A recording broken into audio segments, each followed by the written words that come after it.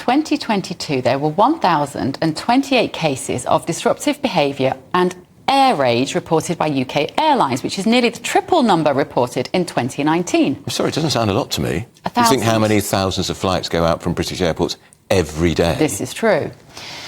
But now, so some people think drinks on flights are not just disruptive, but actually they should be banned. Apparently there have been many more instances of in-flight nudity and violence.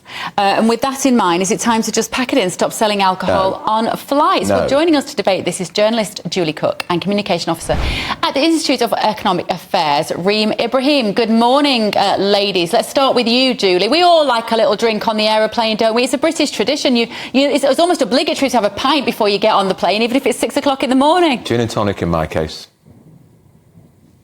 Yes, and I've been there and done that. In fact, I once got absolutely hammered, as the young people say, on a plane from Britain to Canada and ended up very, very unwell at the other end. So I have been there and done this. However, my argument now is, now that I'm older and I go on flights with my children, I do not want them to experience drunken louts 35,000 feet up in the air with access to doors that can let in air and possibly make you crash. So no, I think it's time it was banned.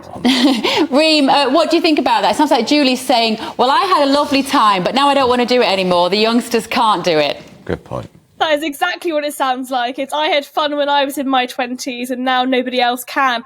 I mean, look, ultimately nobody has done that. Nobody has been so drunk that they've opened up the emergency exits on the airplane. What does happen is that people can be incredibly rude when they are drunk. They can, obviously we've seen these non-violent incidents on airplanes where people have been behaving in these kind of ways. Ultimately though, banning it won't solve the problem. There's nothing stopping people from hopping over to the Weatherspoons right before they board their flight. I think everyone does that anyway. So ultimately what needs to be done is that, the airplane companies themselves need to take some responsibility. And they themselves have to control the amount of alcohol that is being given to those that are more drunk. I mean, if we look at in any regular bar or any regular pub, if you've had too much to drink, they will stop serving you. The same exact thing should happen on planes. Of course, the argument would be, well, people get on the planes, they're already legless because they've had a 2-hour wait in departures. Shouldn't let them on then.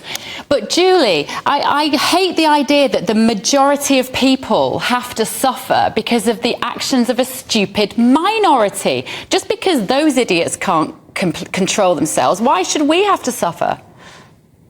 I do agree with that, and I would agree with that in any other context, except for being that high in the sky in an incredibly dangerous, enclosed environment. As you mentioned, there have been cases where planes have had to divert to other airports because of one or two drunk people, or people have become violent, or they've become aggressive to the stewards and stewardesses, and other people's holidays have been ruined. So I think it would be fine if it's in a bar where you can chuck people out, but when you're 35,000 feet in the air and you're trapped with these people, it's a different matter.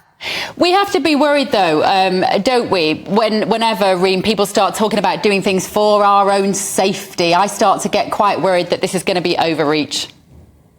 Absolutely, and this is sort of where the health lobbyists and nanny state zealots tend to get in our way. And ultimately, a regular couple that only get to go to Benidorm once a year, that are struggling to make ends meet, have saved up for this lovely holiday, and are now being told they can't enjoy a nice glass of shandy on their way to Benidorm. I mean, that really is the impact of these kind of implementations of these kind of bans. It's not just 20-year-olds on their stag do. It's actually, it tends to be the people that have been working incredibly hard that want to enjoy their holiday.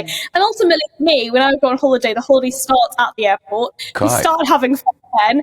And I think that most people would agree, just because a small minority, we really are talking about a very small minority of people that behave in this way, we shouldn't ruin it for the rest of us. Julie, you are just a miserable old killjoy.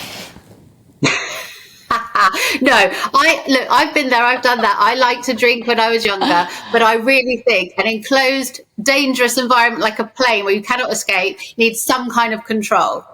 Maybe it should just be that the steward should have a little more training, perhaps, a little bit more training on how to control a drunk person, in the same way that a great police officer is able to diffuse a situation if someone's had too much to drink outside a nightclub. Maybe we just had to add that, Julie. Would that keep you happy?